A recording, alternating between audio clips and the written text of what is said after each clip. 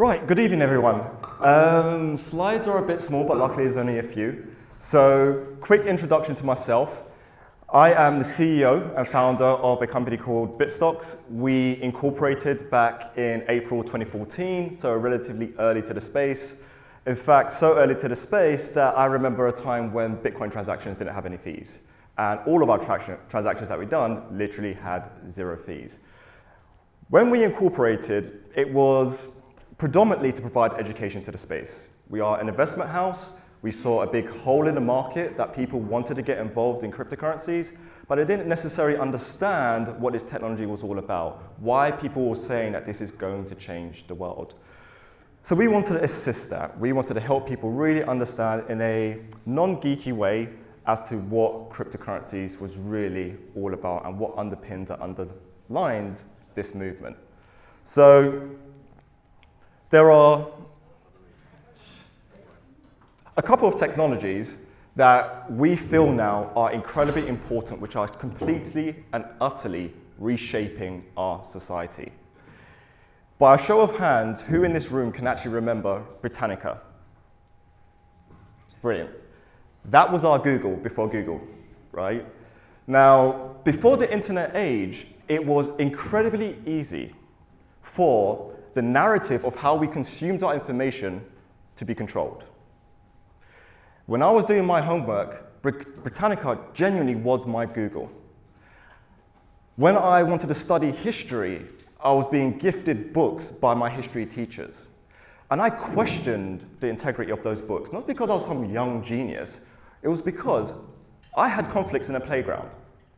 And when I had those conflicts in the playground and I would go home, and my dad would sit me down, give me the eyes, and ask me, what happened?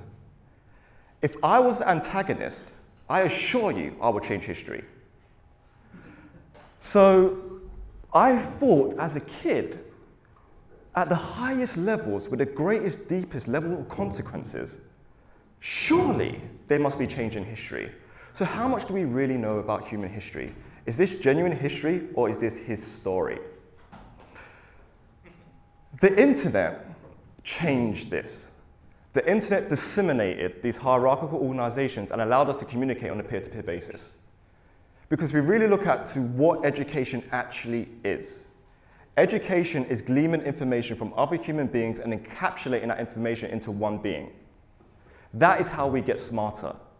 The internet shrunk the world. The internet allowed us to completely circumvent the public narrative and go to the people who may have been witness to some of these events. 9/11, Las Vegas shootings, whether you like it or not, what happened in America with President Trump.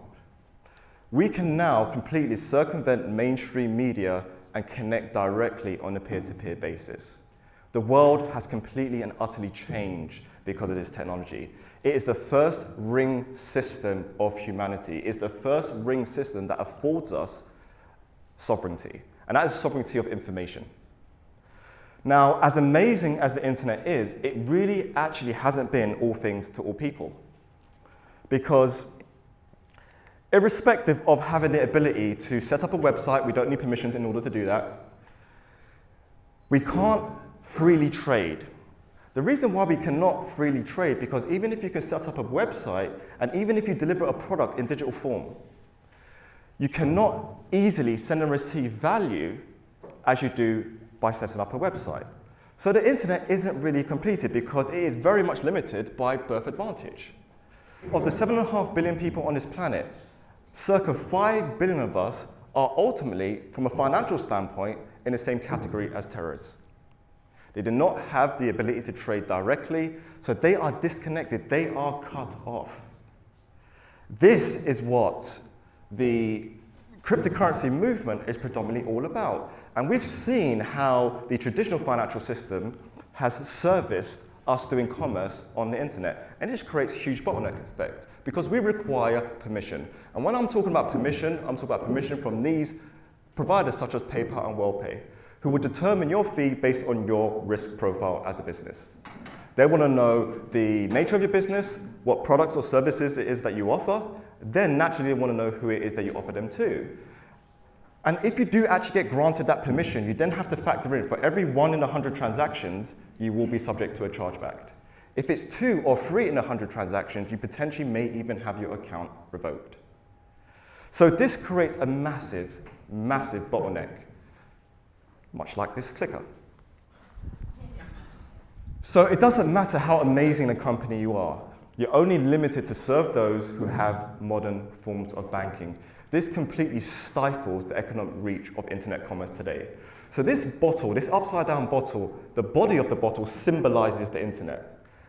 And inside this bottle, you have the companies are trying to glean the freedom that the internet has to afford.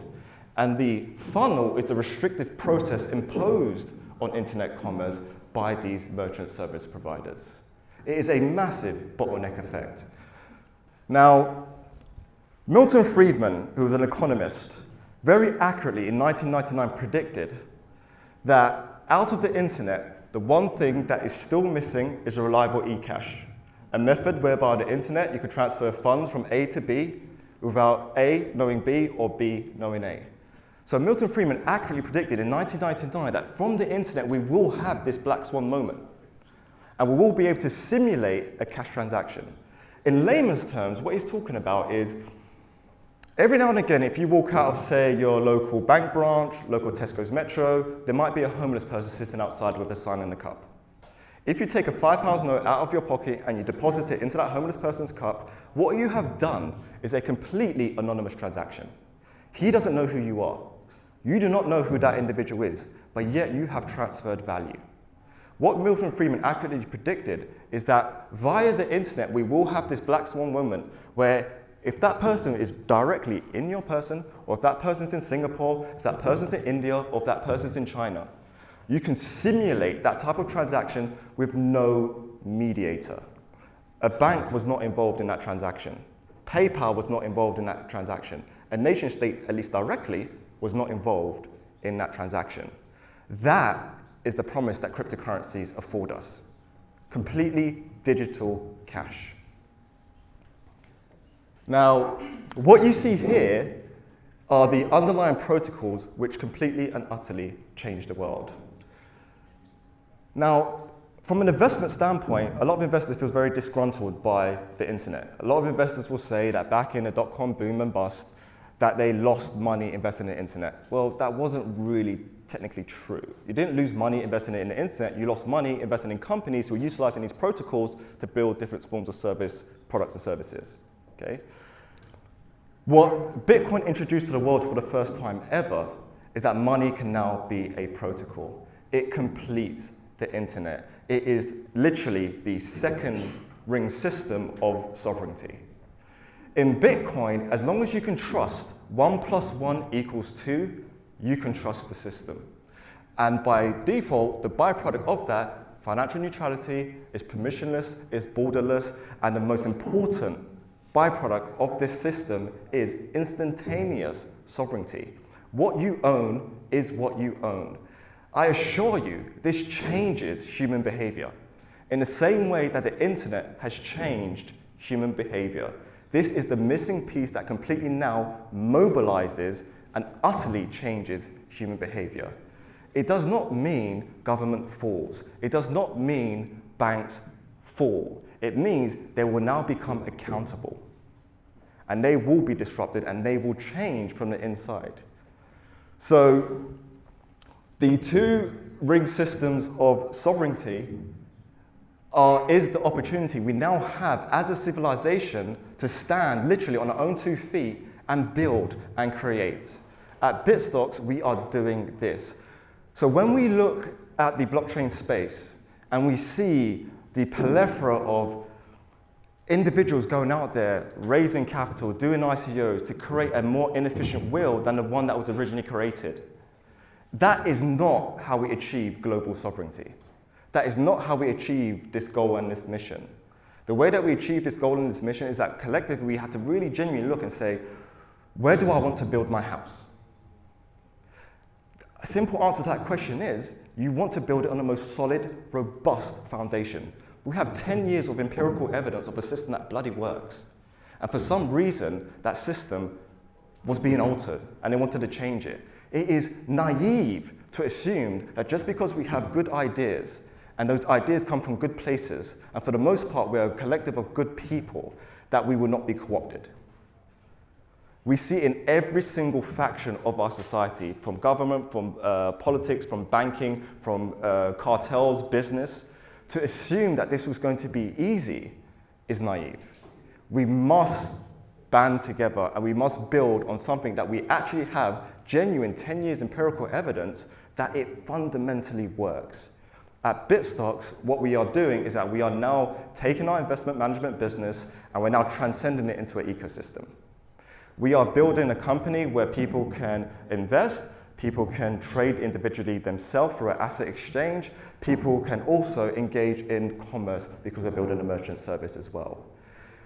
The Bitcoin Cash community, and if I say Bitcoin or if I say Bitcoin Cash, I'm talking about Bitcoin and Bitcoin Cash as one and the same. What we need is we need commerce. We need higher throughput of transactions. That secures the miner's business, it secures the ecosystem, and that will encourage others to come and build. This is how we win. Not by completely, utterly shutting down government, shutting down banks, but by collectively building and providing services that are better. And then everyone else will follow. It genuinely is time to grow up. Thank you.